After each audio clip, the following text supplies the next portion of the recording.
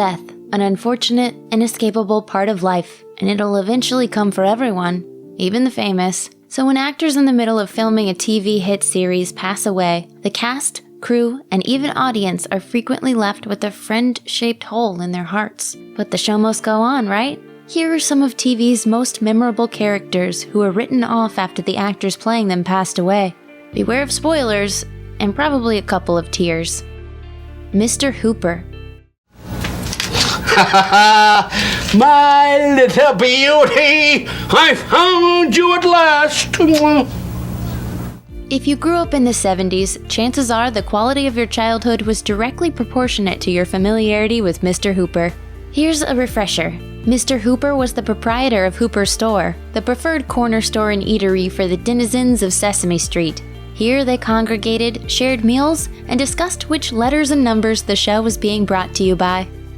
Will Lee, the actor who played Mr. Hooper, suffered a fatal heart attack in 1982. The producers considered writing Hooper out, sending the character off to Florida to retire. But instead, they acknowledged that their audience was mature enough to understand mortality and made a whole episode about his passing. Mr. Hooper died, Will Lee, and Dulcie Singer thought, why shortchange the kids now? Big Bird, don't you remember we told you Mr. Hooper died? He's dead. Oh yeah, I remember. It was a bold move by a children's show, and the episode won a Peabody for that season. Coach. As Sam's old baseball coach, Ernie Coach Pantuso could have easily fallen into the role of father figure for the Cheers protagonist. But instead, he was written as an almost childlike character. He was warm and universally beloved. And the part garnered actor Nicholas Colasanto 3 Emmy nominations. Rena, you're all confused. My God, how did he find the doorbell? Unfortunately, Colasanto died of a heart condition at age 61 before the show started filming its 4th season. The producers had no intention of recasting the role, but they needed another character to fill in the gap he'd left. It was explained that Coach had died, but not a lot of details were given. Howdy. I'm a friend of Coach's. Is he around? I'm sorry, Woody. I guess you hadn't heard. No, Coach passed away a couple months ago. But yeah, I'd like to think he's still around. He was replaced by Woody Harrelson's character Woody, Coach's old pen pal, with whom he used to exchange pens in the mail. If you're looking for a few extra tears, check out the portrait of Geronimo that Sam straightens in the series finale. It belonged to Colasanto and used to hang in his dressing room.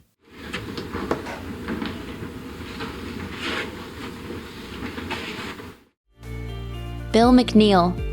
I'm your host, Bill McNeal, and you're probably wondering exactly what is the real deal today. Hey, good question. Phil Hartman was an American treasure on the same scale as Yosemite, even if he was technically born in Canada. Over a career spanning decades, Hartman played dozens of roles, including Ranger John Vicky Johnson in So I Married an Axe Murderer, Pee-wee's Playhouse Captain Carl, and countless characters on SNL. During the last few years of his life, Hartman played News Radio's Bill McNeal, egotistical co-anchor of the show's WNYX newscast. In 1998, Hartman was fatally shot by his wife, who then turned her gun on herself.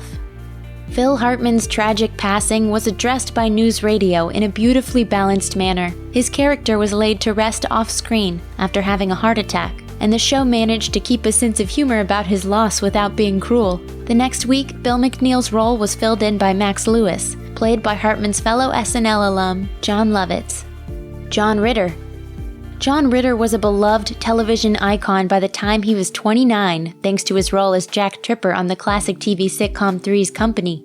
Small film parts and television appearances followed, but his real return to the spotlight came in 2002 with the premiere of his hit show 8 Simple Rules for Dating My Teenage Daughter.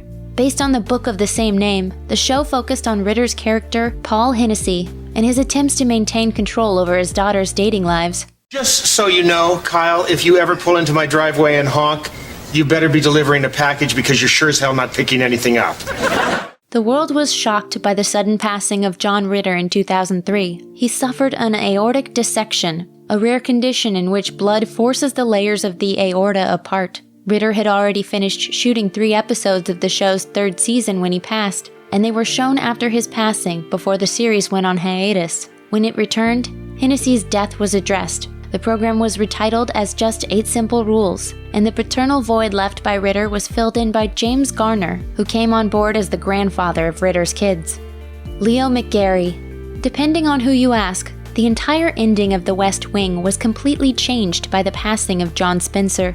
For 6 seasons, Spencer played Leo McGarry, beloved chief of staff and later counselor to the president for the Bartlett administration. His character was so well received, Clinton-era chief of staff Leon Panetta once told Spencer, "Any government would be lucky with Leo as chief of staff." In season 7, McGarry ran for vice president alongside Jimmy Smits' Congressman Santos.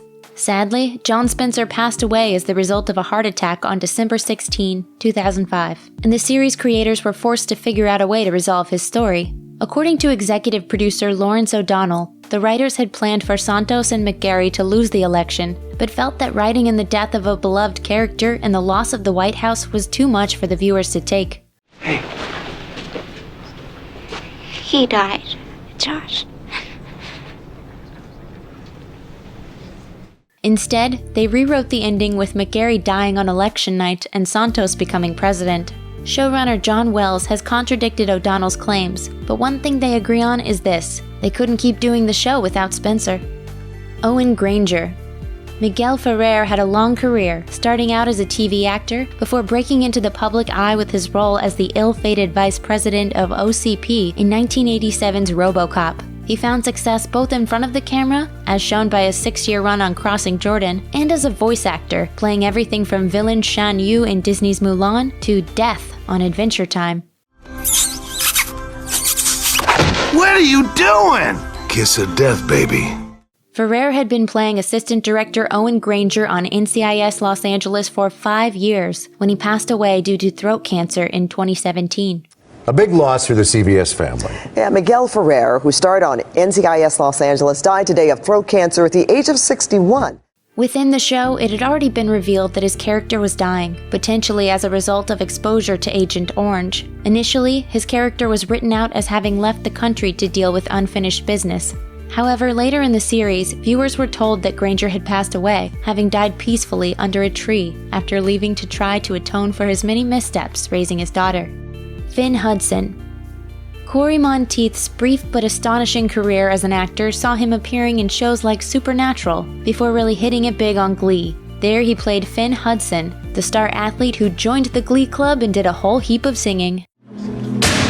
Didn't see you at Glee Club today. Is that still happening? I've taken over. Oh. Monteith's life was far more troubled than that of his beloved character. He had already checked into rehab by the time he was 19, and his struggles with chemical dependency were documented well before that. You know, you see this young All-American quarterback-looking dude on the show, and you just immediately make assumptions. And I think people started really identifying me with those assumptions. Then, in July 2013, Monteith was found dead in a Vancouver hotel room. An autopsy later revealed that the 31-year-old actor had passed away from overdosing on alcohol and heroin. After Monteith's passing, Finn Hudson was memorialized in the Season 5 episode, The Quarterback, which paid tribute to the character without ever spelling out the circumstances surrounding his passing. Debbie Wolowitz. Mrs. Wolowitz, are you okay? Don't mind me. I just cry when I'm lonely and have nothing to live for. Fans of CBS's The Big Bang Theory might not have been familiar with Carol Ann Susie's face, but they definitely know her voice. You're gonna have to play outside! I'm not dressed to receive! She played Debbie Wolowitz, the unseen but oft-heard mother of Howard. While this was probably Susie's most prolific role, she had a long, fascinating career as a television and movie actress, starting with a recurring role on Kolchak the Night Stalker all the way back in 1974. And if you haven't watched Kolchak, you've gotta watch Kolchak. It's some weird business. Sadly, in November 2014, Carol Ann Susie passed away at age 62 after a battle with cancer. Mrs. Wolowitz passed away in her sleep during the episode The Comic Book Store Regeneration, and several episodes were written around the character's death. My mom died. What? That was my aunt. Ma took a nap She never woke up. A funeral was held, her urn was lost in airline luggage, and the gang had one more of her enormous meals, thanks to a freezer full of leftovers. Thanks for watching. Click the grunge icon to subscribe to our YouTube channel. Plus, check out all this cool stuff we know you'll love too.